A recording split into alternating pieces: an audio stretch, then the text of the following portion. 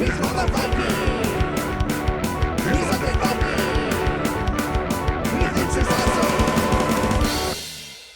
everyone, this is me, the Untitled Viking, and this is Mini Miners. Mini Miners is a game in which each player is going to draft a team of dwarves that they're going to send into a gold and diamond mine, trying to escape with the most riches they possibly can drag out of there.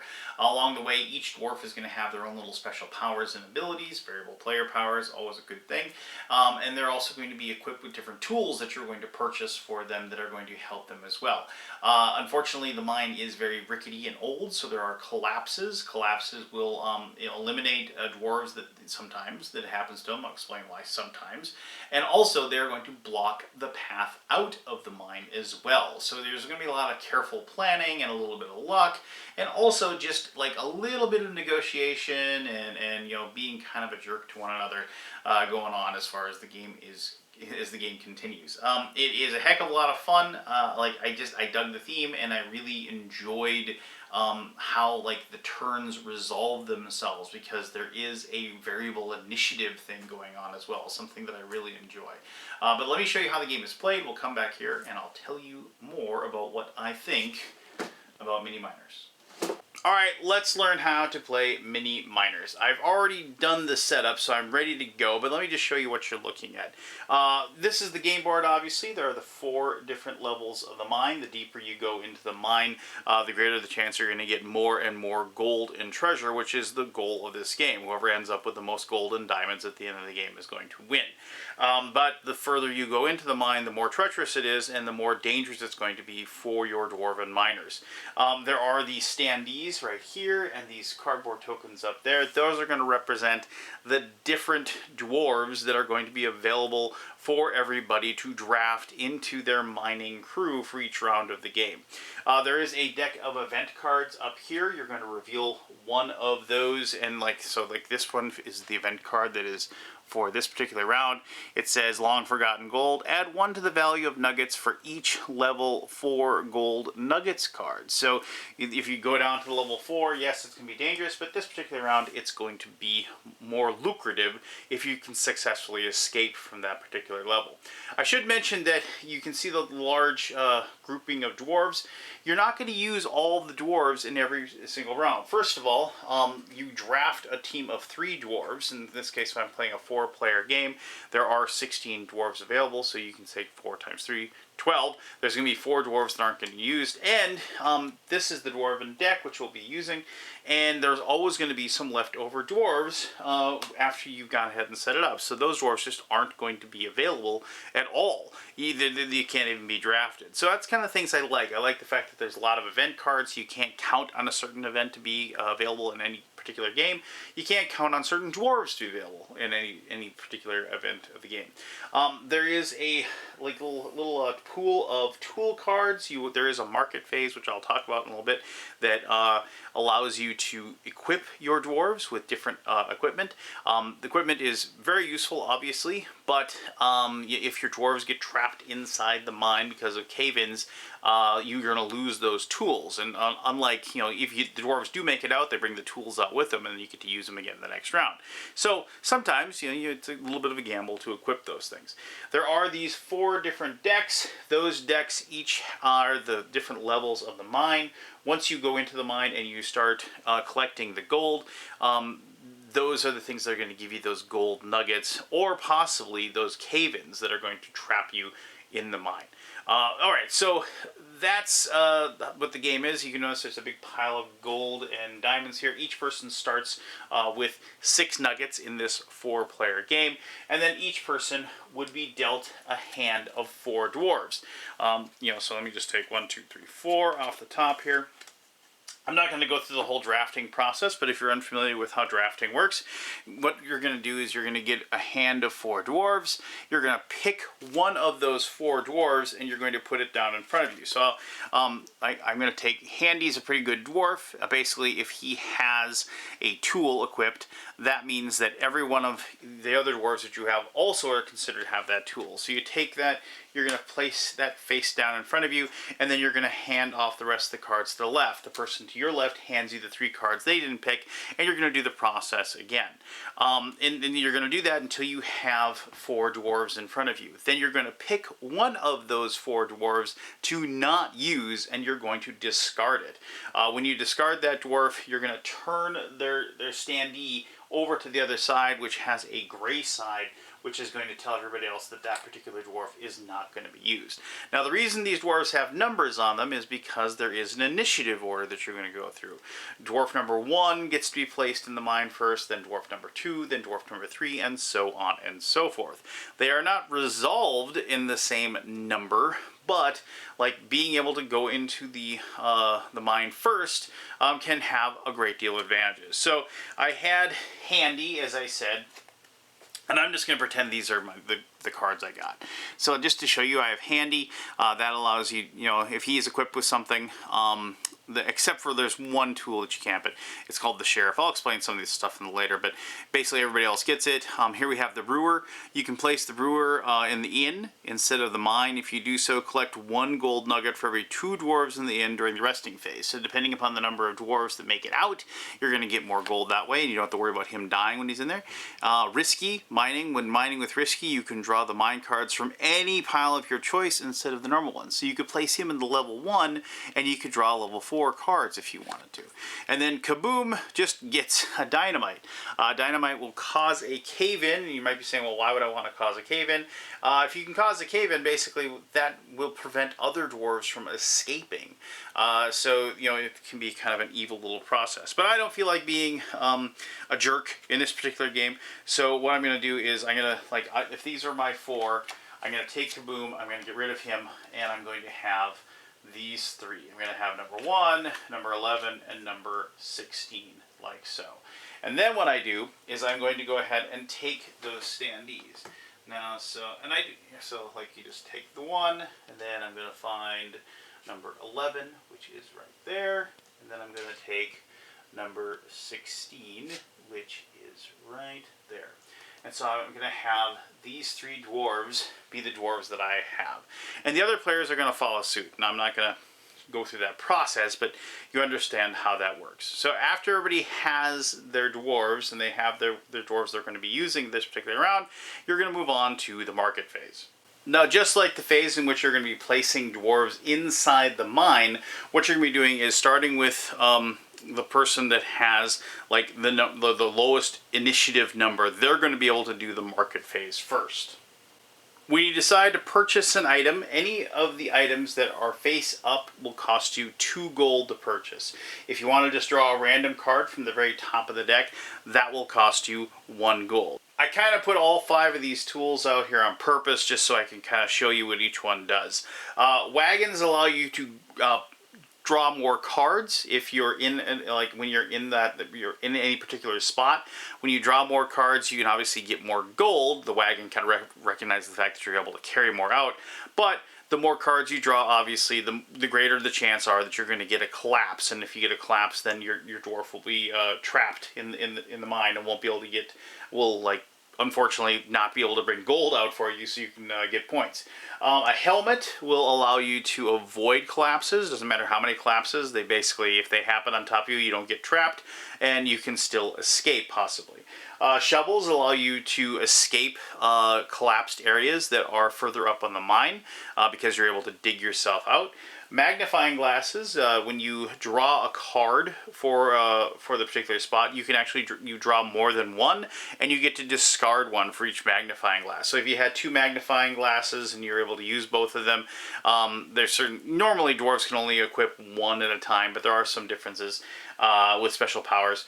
But so you draw as many cards as you had extra magnifying glasses, and you discard that. So if you had 2 of them, you draw 3 and discard 2. But normally, what you'll do is you'll draw 2 and discard 1.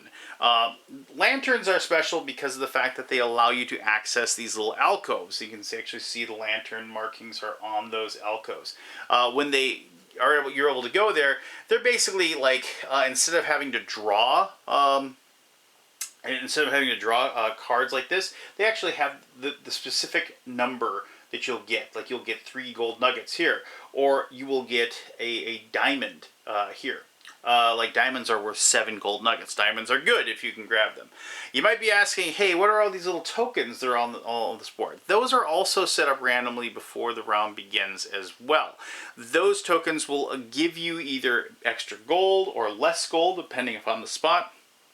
Or they will equip the miner this place there with a special power. Like here is a helmet in this particular spot. Some of them will just be blank, and in which case, since you are placing those out randomly, then you'll flip them over because you don't get to see what they are. And then when you do that, like you just no special power is available there.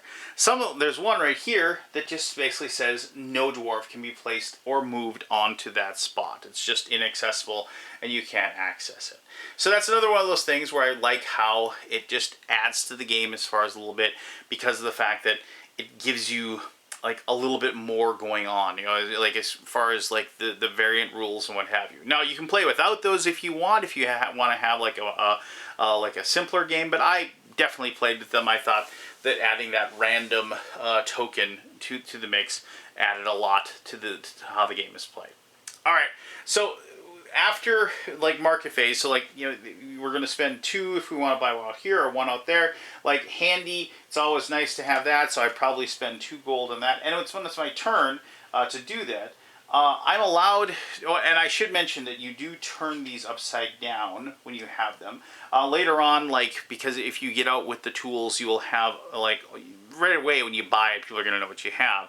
But later on in further turns, it's very likely that you're going to have different tools, or for that matter, and I should mention, when you buy something, you replace it. There's another shovel. You replace it like later on, like if you have dynamite or things like that, and you want to hide the fact that you have that, you're able to place that underneath different dwarves that will then like allow you to you know, add a little subterfuge, you know, to what you're doing. But so if I did that and I spent 2 gold like so, and then maybe you know, because of the fact like here is risky. Risky is the one that allows me to choose a lower level if I want. Because of that, I'm gonna spend 2 gold and get him a helmet. And I forgot to put that underneath like so. And I'm going to spend another 2 gold to do that. And I'm going to return that money. Now, I'm not going to buy anything else because Brewer is just going to go up in the tavern and he's just going to wait for other dwarves to show up so I can get bonuses.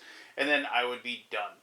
And now the person that would have dwarf number 2 would be able to go, or and then dwarf number 3, just basically until everybody gets a chance to buy things from the market. Alright, so now I'm going to show you how the dwarves actually get placed into the mine. Now, I'm not going to go through the whole process of every single one of these dwarves taking up a spot. I just want to kind of show you how the scenarios play out. Now, in my case, I have this dwarf number 1. I'm going to be able to place him first, and I want to pick an optimal spot for him. Now, remember, Handy has the magnifying glass, and as long as it remains face down on him, my other dwarf can use it. Risky can use it. So there's a synergy here where I'm going to want to place him someplace relatively safe, which is probably going to be level 1, but I also want him to get a lot of gold nuggets. So there's this spot right here that has +2. It's close to the exit, which is always nice. And I'm going to go ahead and place him there, because whatever card I draw, as long as it doesn't collapse on him, I'm going to be able to get +2 nuggets for being in that particular spot. Now, I'm a little bit worried because there is this spot right here that has that dynamite on it, meaning that if a dwarf is placed there and they activate that spot, they're going to be able to collapse that area and possibly trap me in there. Now, this is kind of an important moment because of the fact that this game has open negotiation, meaning that you are able to discuss with everybody and you can say, hey, you know, don't blow up that particular part of the mine and I'll pay you a certain number of gold nuggets. If, you know, and other players can do that. Now, the only thing you can trade is the gold nuggets and the diamonds that you have. You can't trade tools or dwarves or anything like that. But it is open negotiation, and all negotiations are final. You can't renege on your promise after getting the gold. Like, yeah, give me 4 gold and I won't blow it up. Okay, thanks, sucker. I'm blowing it up anyway. You can't do that. You have to, it is a binding decision. So just to kind of show you the other scenario, I'm just going to also, like, you know, Brewer, I was going to place him there in the end because the more dwarves that escape, the better, because I'm going to get gold, because they're going to tip him money, because he's making beer for everybody, because of course dwarves love beer. And then I'm just going to place Risky here. The reason I'm placing Risky there is because, remember, Risky is allowed to take cards from any level he wants, and like since he's on level 1, like he is going to be close to escaping as well. Now, just so you know, I don't get to do all 3 of my dwarves at the same time. Normally, dwarf number 1 would be placed, then dwarf number 2, then dwarf number 3, and so on and so forth.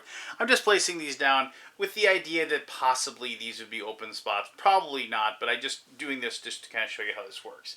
And so, like, an interesting, enough, we can go ahead and place one there, and place one here. And we'll say this guy had a lantern, so he's able to go ahead and use that particular spot. Now, I'm just, like I said, I'm not going to go through the whole process, but just imagine all the other dwarves have been placed, and we're good to go. So then what happens is you start with this dwarf here, and they're going to process their turn. What they do is they mine the spot that they're in. If they have any different powers or abilities or tools that affect they're drawing the cards, they'll do so, and then they'll try to escape. As long as they do not have a collapse, they didn't have a collapse happen on them or a collapse preventing them from escaping, they then get to leave. And when they leave, you just take them. The person places them back in front of their card, and they get whatever gold and jewel and diamonds they escaped with, and they get to place the tools that they had into their tool reserve to be used for the next round. And then you're going to go ahead and go through that process for each dwarf as it goes down. So I'm just going to go ahead and remove these, and let's say like this person, which when they had the dynamite, they threatened to blow it up, but maybe we paid them off to do so. I'm going to show how collapses work and how you get past them here in just a little bit, but just for the purposes of showing this, I'm going to say there isn't a collapse. I do want to mention that this particular spot had this sheriff's badge. Sheriff's badge are nice because there's lots of different abilities that actually will affect players. Like, hey, there's a mobster dwarf that will take gold from somebody when they leave, things like that, that affect other players. If you have a sheriff's badge, that will protect you from somebody else making you a victim, so to speak. So it's kind of a cool thing. But anyway, moving on to me and doing my turn. My dwarf here will go, and remember, if I turn this card over, Risky can't use it. I don't want to do that. So what I'm going to do is I'm going to turn the top card over of number 1, and you can see that I get 2 nuggets. And I'm going to take those 2 nuggets, and remember, because of the spot that I'm in, I get plus 2 nuggets, so I'm going to add 2 extra nuggets to my supply like so. So I'm back up to 6 nuggets that I started with. Now I have Risky, and Risky has, remember, I gave him, in case something bad happened, I gave him a helmet, in case I got a couple of collapses, because I'm going to draw from level 4, and there's lots of collapses in level 4 of this card. So remember, I'm going to use the magnifying glass that is face down on handy, and to do that I have to reveal it to show, but I keep it face down. And then now he's going to be able to use that. I drew my 2 cards. I could discard 1. And I'm pretty smart because the first card I drew was a collapse, as you can see. And this one has 5 nuggets on it. So what I'm going to do is I'm going to go ahead, and when you replace them, you can either put them on top of the board or underneath. And so I'm going to place it on top like so. And then I'm going to go ahead and take my reward. That's going to be 7 nuggets. So 1, 2, 3, 4, 5, 6, 7, like so. I'm going to add that to my pile, and I'll be pretty, well, I apologize, I should say 6, because it's only a plus 1. I was thinking about that particular spot. So I'm going to take my 6 nuggets and add that to my, because of the fact that he would have escaped, because there's nothing blocking him, and he's going to escape, because there's nothing blocking him. And when I do that, I will go ahead and place them back on my board like so, and I would take my tools that they had, and I'm going to place them in my reserve so I can use them next round. Now, a couple of things. If you draw a collapse and you don't have a helmet or something to protect you with, the dwarf is eliminated. You lose any gold they might have had, and you lose any tools they might have as well.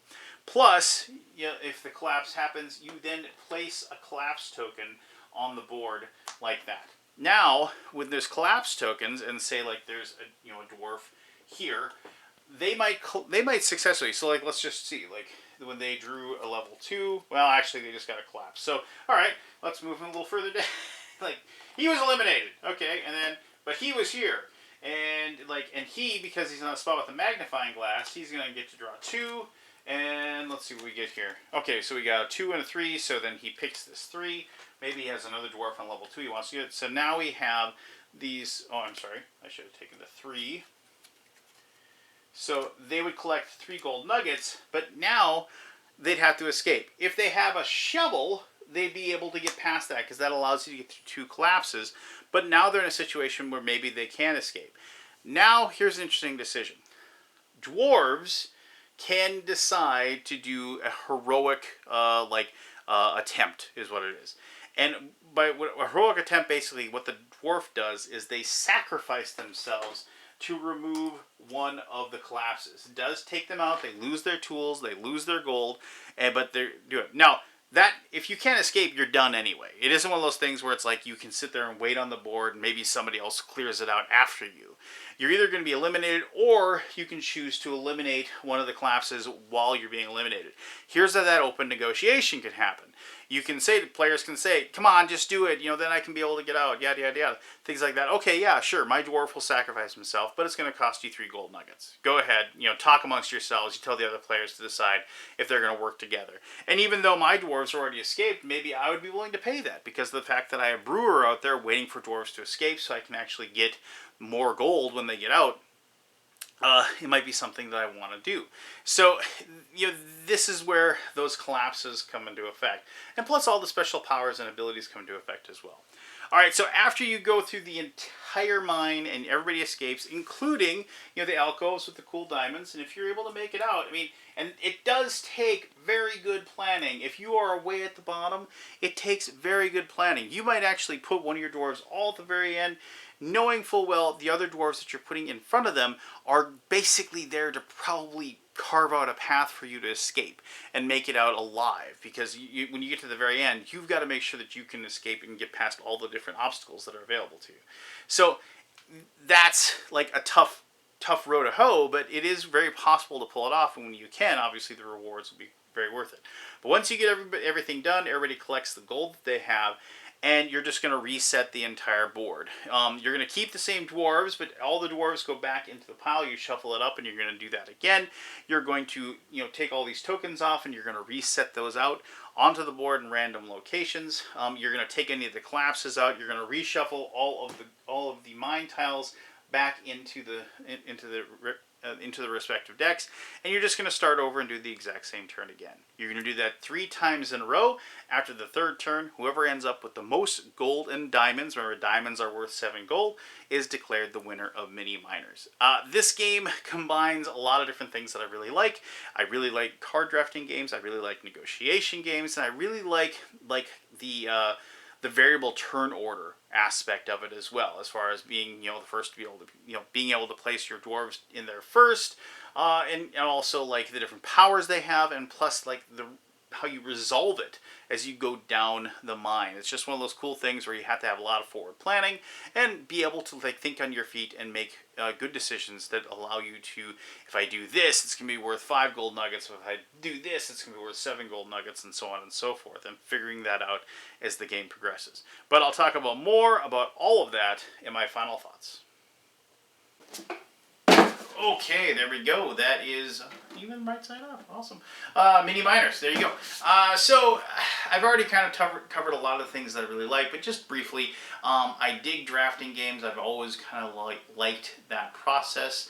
I just like the fact that you're sitting there and it's like, oh, which one do I keep? They're also if you get 2 or 3, they're really good, or you kind of hoping that the stuff that the person sends you over will match up really well with the ones that you have. I liked the whole the as far as the initiative, it's like, oh, I have these really cool miners that here, but they're 14, 15, 16, 17, I'm not going to be able to place them for a while. Is there going to be a good spot available for them when they get in there, and how am I going to react to that? Just the variances with the different events. And you do draw a new event. I think I forgot to mention that. You draw a new event for each round. So, like, it's different each round of the game that you play. But I mean, just like in the different, tokens they could place in the different spots. And just like, and also, as I said, negotiation. I enjoy negotiation games. I like having discussions with people. I like saying, hey, come on, if you help me out here, I'll give you, 2 gold or whatever. There's different things like that. And as I said, it's one of those things that just adds that human element. It adds that like little bit of, instead of just playing by the rules, so to speak, you have this like human bartering thing going on as well. So it does turn into just this kind of like puzzle that you're trying to figure out. Where do I put my dwarves to give the best possible chance to get out of the mine, but also get out of the mine with the most possible gold?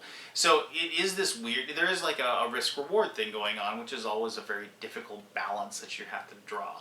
If you place it way far deep in the mine, yes, the riches are there and it's tons and tons of gold, but the chances are, like you've got to come up with, have a pretty good escape plan, literally, that will allow you to get out with that money. And that's obviously, it's very rare, in my opinion, that you're able, in my plays that I've had, it's very rare for you to get out without assistance. And so you need to either place your own dwarves in spots that are going to assist your dwarves that are further and deeper down in the mine to pull that off, or you have to rely on the other players to be kind to you and just help you escape as well. Ultimately, you're only one person is going to come. Oh, and the other thing, I love the fact that you spend your gold that you extract to purchase those tools. I mean, the fact then that you're actually spending your victory points. I've always enjoyed that. Like, is it going to be worth? And later on, you're like, oh, I shouldn't have bought all those tools, or I shouldn't have done that one. I shouldn't have negotiated to give that person 4 gold nuggets or something like that, because at the end of the game, you'll lose by 2 or you'll lose by 1. You'll say, oh, why did I do that? But that's the things that I like, and when you have to kind of weight your decisions as far as those. So if you and I said, like the kind of fantasy dwarven theme is really good. So if you like that, that's going to appeal to you. But if you just like this kind of negotiation, risk-reward type of game, and if you like a game that has a puzzle that you have to figure out each and every turn that you play, I think you're really, really going to enjoy Mini Miners. So there you go. If you have any questions about the game, ask away. I'll be happy to answer those as best as I can. As always, all the comments are welcome. Love to hear them. Please be the best possible version of you that you possibly can be. Throw as much love and happiness out into the world. I guarantee you'll get more back from the universe the more that you give out. This is me, the Undead Viking, telling you that you are awesome, and I'll see you with the next video.